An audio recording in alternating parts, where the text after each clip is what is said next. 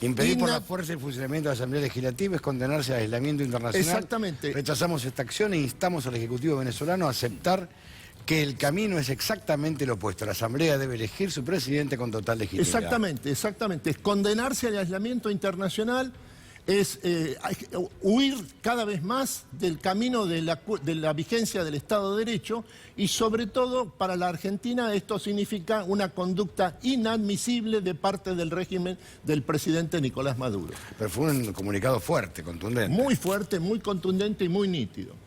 Muchas gracias, Jorge. Muy bien.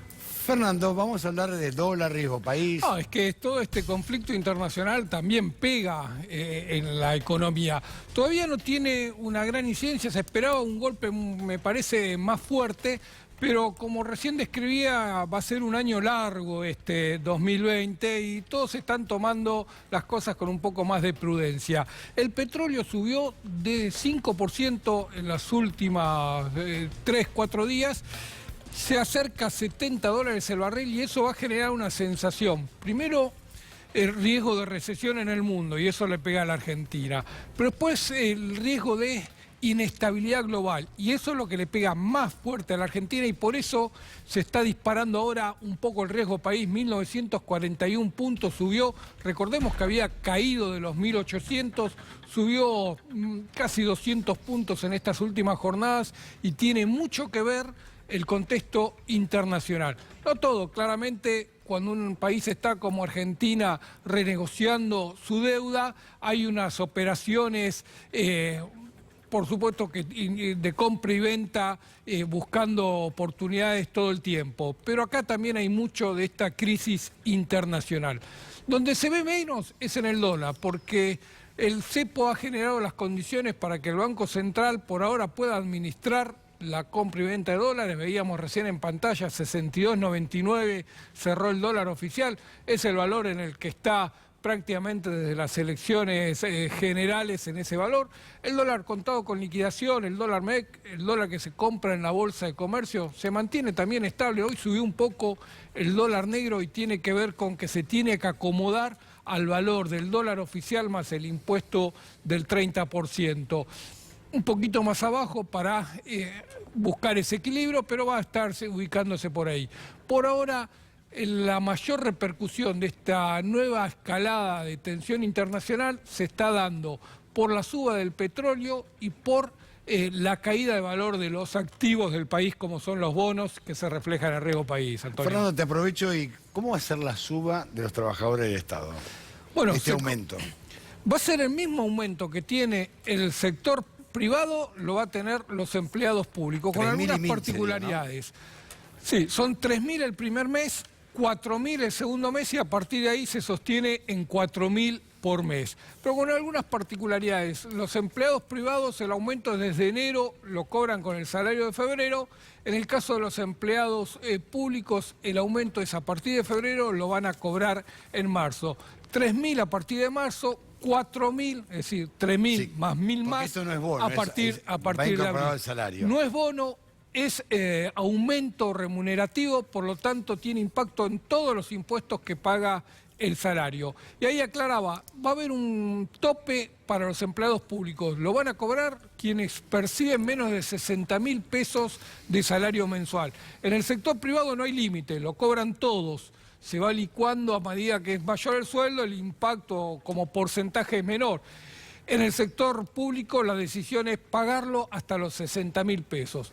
Pero como todo esto es a cuenta de la negociación paritaria, recién cuando se cierren las paritarias van a saber cuál es el aumento que tenga el resto de los empleados públicos.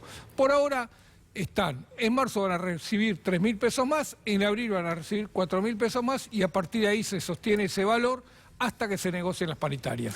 Juan, el tema no era el gasto público. El gran dilema no era cómo atacamos el gasto público, qué terminó con el gasto público. ¿Qué pasó en algunos organismos? Bueno, sin ir más lejos, Galle, en el próximo bloque, a partir de las 9, vamos a mostrar algunos de los documentos que le enviaba las Naciones Unidas a la Cancillería Argentina reclamándole más de 100 millones de dólares de deuda que tenía Argentina, al punto tal que la ONU le dice, te tengo que aplicar el artículo 19 que indica que vos, por deberme 2 años seguidos de los aportes a organismos multilaterales, te tengo que dejar sin voz ni voto en la próxima Asamblea saco la silla. General. Una cosa realmente escandalosa. Bueno, mientras pasaba esto, digamos, mientras nosotros no le pagamos a las Naciones Unidas para tener voz y voto en las asambleas, en la Agencia Federal de Inteligencia, Gustavo Arribas contrataba y contrataba y contrataba cada vez más y más espías. Más de 500 pases a planta permanente desde agosto de 2019 hasta el 10 de diciembre. ¿Por qué marco hasta el 10 de diciembre, Galle? Porque no solo fue durante el año electoral, sino que después del proceso electoral, cuando ya estaba más que claro que Mauricio Macri no iba a poder alzarse con la presidencia nuevamente, siguieron designando. Es decir, hubo una clara intencionalidad de dejar a los espías minados de alguna manera en la Agencia Federal de Inteligencia, atornillados a los puestos. Agencia Federal de Inteligencia, que ya hemos hablado largo y tendido de los famosos sótanos de la democracia, como los ha apodado el presidente Alberto Fernández. Y las cajas negras. Donde participaron absolutamente te diría, si le pifio, debe ser por un punto nada más. El 99% de las causas judiciales que han tramitado contra exfuncionarios y empresarios, también en los últimos años. Ha estado en todas las causas la Agencia Federal de Inteligencia, con algunas excepciones probablemente. Lo cierto es que en total en la gestión de Gustavo Arribas se han pasado a planta permanente unos 700 contratos. Esos 700 contratos están siendo revisados por la interventora, designada a mi gusto, y lo he expresado tardíamente por parte de Alberto Fernández, porque lanzó una intervención el 10 de diciembre y hubo 20 días en el medio donde no sabemos qué pasó con la Agencia Federal de Inteligencia ni quién estuvo a cargo durante esos días. Que se hizo con los fondos reservados. Importantísimo saber qué es lo que se hizo en estos últimos años en ese sótano de la democracia que fue la Agencia Federal de Inteligencia, que funcionó como apéndice del Poder Ejecutivo para perseguir absolutamente todos los exfuncionarios que tenían causas judiciales y que molestaban de alguna manera, con el gran objetivo final que era encarcelar a la actual vicepresidenta de la Nación, a Cristina Fernández de Kirchner. Va a ser interesante ver cuál es el resultado de la auditoría, porque vamos a poder entender, por ejemplo, si cobraba Marcelo D'Alessio, cuánto cobraba Marcelo D'Alessio. ¿Quién más cobraba? Si es que quedó algún papel, también hay que decirlo. ¿Y quién más cobraba? ¿O quiénes? Bueno, la utilización de fondos reservados había sido vetada por parte del gobierno de Cristina Kirchner bajo las órdenes del entonces titular de la AFI, Oscar Parrilli.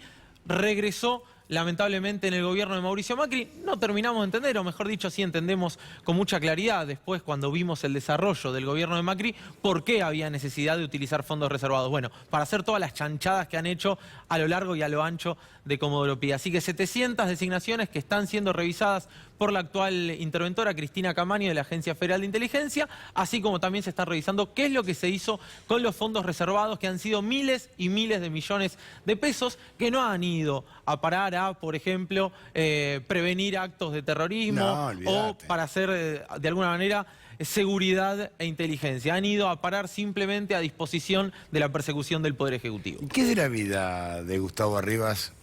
Se nos va. Volvió al fútbol, me dijeron, ¿puede ser? Sí, vuelve al fútbol. Se muda a Brasil, donde mantiene la gran mayoría de sus activos que nunca ha repatriado. Ahí vemos la nota del diario La Nación. Mudanza a Brasil y regreso al fútbol. Se terminan las aventuras del espionaje para Gustavo Arribas. ¿No es que había vendido todo en Brasil y que por eso le habían hecho ese famoso giro bancario que Fernando, no tenía nada que ver con Odebrecht, sino con su venta de esos activos? Fernando. No tengo su declaración jurada muy fresca, claro, pero la verdad es que puede ser que haya vendido algún activo. Lo que sí te aseguro es que no había traído ni repatriado ni cerca de la mayoría de su patrimonio, Fer. Eso seguro. Lo cierto es que Gustavo Arribas regresa al fútbol, a su vieja pasión, va a volver a representar jugadores de fútbol y se vuelve a Brasil.